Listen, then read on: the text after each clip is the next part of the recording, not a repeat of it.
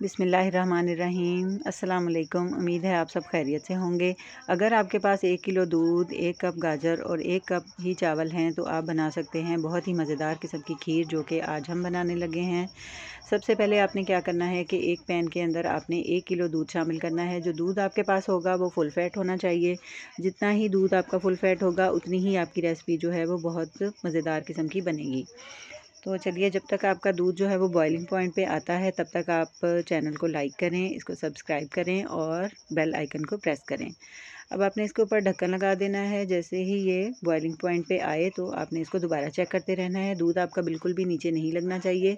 जो दूध full fat होता है वो बहुत जल्दी नीचे लग जाता है और उसकी फिर बहुत ही अजीब सी स्मेल जो है वो आने लग जाती है। लेकिन अगर आपकी खीर ज़रा सी भी नीचे लग जाए, दूध नीचे लग जाए, तो वो खीर फिर खाने के काबिल नहीं रहती।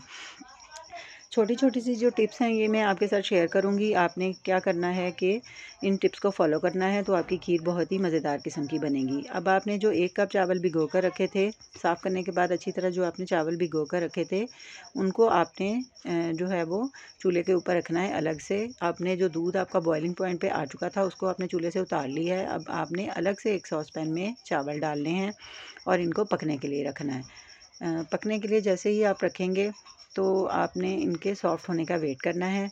अगर इस टिप को आप फॉलो करेंगे, आगे चल के मैं आपको बताऊंगी कि इन चावलों को आपने क्या करना है। ये देखें, अब हमारे चावल जो हैं ये सॉफ़्ट हो गए हैं। दूसरी साइड पे अगर आपने अपने दूध को जो है चूल्हे पे रखना है तो उसको इतना आपने पकाना है कि वो गाढ़ा होता जाए। जितना दूध गाढ़ा होता जाएगा उतनी ही खीर आपकी अच्छी बनेगी। अ, इस तरह से आपने अपनी खीर को चेक करते रहना है, दूध को भी चेक करते रहना है कि दूध आपका नीचे ना लगे और जो चावल हैं वो भी सॉफ़्ट होने के पॉइंट पर आ जाएं। चावल जो हैं वो यहाँ पे आप छोटे चावल, जो टोटा चावल होते हैं, वो भी ले सकते हैं और अब अगर आपके पास जो नॉर्मल चावल हैं वो भी आप ले सकते हैं, जिनसे आप पुलाव बिरयानी वगैरह बनाते हैं। जो भी चावल आपके पास हों वो आप डाल सकते हैं, क्योंकि खीर में जो है चावलों ने एंड में जाके मैश ही होना होता है, क्योंकि उन्होंने पकना ही इतना है कि उन्होंने मैश हो जाना होता है। तो इससे फ़र्क नहीं पड़ता, लेकिन क्वालिटी से फ़र्क पड़ता है कि चावल अच्छे होने चाहिए। अब ये देखें, आपके चावल जो हैं वो पक रहे हैं। आपने इनको चेक करते रहना है कि चावल सॉफ़्ट हो गए हैं। अब ये जिस तरह हम चावलों को दम लगाते हैं उस टाइप में ये चावल बन जाएंगे जब तो आपने इनको चूल्हे से उतार लेना है। अब ये देखें, बिल्कुल ही सॉफ़्ट चावल हो गए हैं, जिस तरह से बॉयल किए हुए चावल होते हैं इस तरह से हैं। लेकिन इनको दम वगैरह लगाने का प्रोसेस बाद में होता है। इस तरह के चावल आपने इनकी शेप ऐसे ले आनी है। यहाँ पे मैं आपके साथ एक टिप शेयर करूँगी। अब आपने जो है वो इनको चावलों को ठंडा होने के लिए रख देना है और अपना दूध जो है वो दोबारा से अपनी फ्लेम के ऊपर आपने इसको रखना है और इसको पकने देना है। और ये बॉइलिंग पॉइंट पे जब आ जाए तो आपने अपने जो चावल हैं उनमें से आधी क्वांटिटी लेके मिक्सिंग जार में आपने इसको ग्राइंड कर लेना है।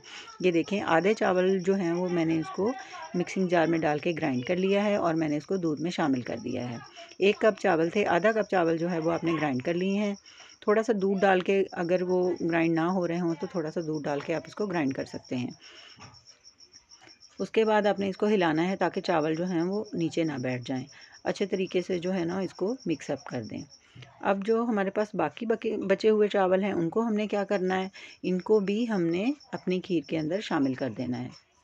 ये देखें, इस तरह से आपने जो बचे हुए चावल हैं हमारे पास वो भी जो है वो आपने इसके अंदर शामिल कर देने हैं। अगर आप इस टिप को फॉलो करते हुए अपनी खीर बनाएंगे तो आपकी खीर जो है वो बहुत ही मज़ेदार बनेगी।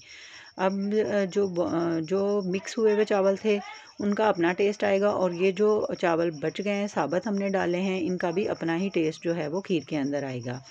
इस तरह से आपने इसको मिक्स करते जाना है। दोनों तरह के चावल ही जो है वो दूध में आपने डाल दिए हैं। अब आपने इसको पकाते रहना है। जैसे ही ये पकने के पॉइंट पर आएँ तो आपने 1 कप जो है वो 1 कप के करीब या इससे थोड़ा सा ज़्यादा भी आप डाल सकते हैं, क्योंकि गाजर का सीज़न है, वो गाजर का फ़ायदा भी बहुत है। आप गाजर अपने हिसाब से ज़्यादा कम भी कर सकते हैं। लेकिन मैंने तकरीबन 1 डेढ़ कप तकरीबन 1 डेढ़ कप के करीब ही गाजर इसमें डाली हैं। ये देखें, आपने इसमें इसको जो है वो पकने देना है और इसमें जो इलायची है वो 3 से 4 अदर जो है वो आपने इसके मुँह खोल के तो आपने इसमें डाल देनी है। कई लोग इलायची जो है वो पीस कर डालते हैं, लेकिन अगर आप इस तरह से डालेंगे तो इसकी खुशबू जो है वो ज़्यादा आएगी। अब आपने इसको इतना पकाना है कि इसकी क्वांटिटी आहिस्ता आहिस्ता जो है वो कम होने लग जाए। थोड़ा सा इसको ढक कर पकाएँ, फिर इसको जो है वो ढकना उतार कर पकाएँ। ये देखें कि इस तरह से जब बबल्स आ रहे होते हैं तो खीर के नीचे लगने का बहुत ज़्यादा डर होता है। तो खीर जो है वो बिल्कुल भी आपकी नीचे ना लगे। जैसे ही मैंने आपको पहले भी बताया था कि अगर खीर नीचे आपकी लग गई तो उसकी बहुत बुरी सी स्मेल इसके अंदर आ जाएगी, जो कि किसी को भी पसंद नहीं आती और वो कोई भी ऐसी खीर खाना पसंद नहीं करता। तो ये आपने टिप जो है वो अपने माइंड में रख के खीर बनानी है। क्योंकि दूध भी मीठा होता है और गाजर भी मीठी होती है, तो इसमें फिर देखें अगर चीनी का हिसाब आपने रखना है तो अपने हिसाब से कम या ज़्यादा आप लोग कर सकते हैं। तो चीनी मेरे ख़्याल में तो कम ही खानी चाहिए, जिस तरह का दौर चल रहा है आपने इसमें चीनी जो है वो मुनासिब जो है वो डालनी है। लेकिन अभी आपने चीनी नहीं डालनी। अब आप ये सोच रहे होंगे कि चीनी क्यों नहीं डाली जा रही। अब चीनी के बारे में भी एक टिप है जो कि आप फॉलो करेंगे तो आपकी जो खीर है वो भी परफेक्ट किस्म की बन के रेडी होगी। तो आपने क्या करना है कि अभी आपने वेट करना है और चावल और गाजर और जो साबुत चावल आपने डाले थे उनको अच्छी तरह से पकने देना है और ये गाढ़ी होती जाएगी।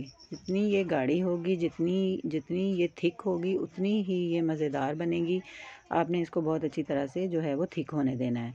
अब आपने अलग से पैन लेना है, उसमें आपने जो है वो चीनी डालनी है और इसको आपने बग़ैर पानी के इसको मेल्ट करना है। बिल्कुल लो फ्लेम के ऊपर आपने इसको मेल्ट करना है। ये मेल्ट होगी जब, तो फिर इसका जो है वो आहिस्ता आहिस्ता कलर चेंज होने लग जाएगा। जब देखें कि इसको बिल्कुल आपने जो है वो लो फ्लेम के ऊपर जो इसको मेल्ट करना है और इसको बिल्कुल कैरामलाइज़ कर लेना है।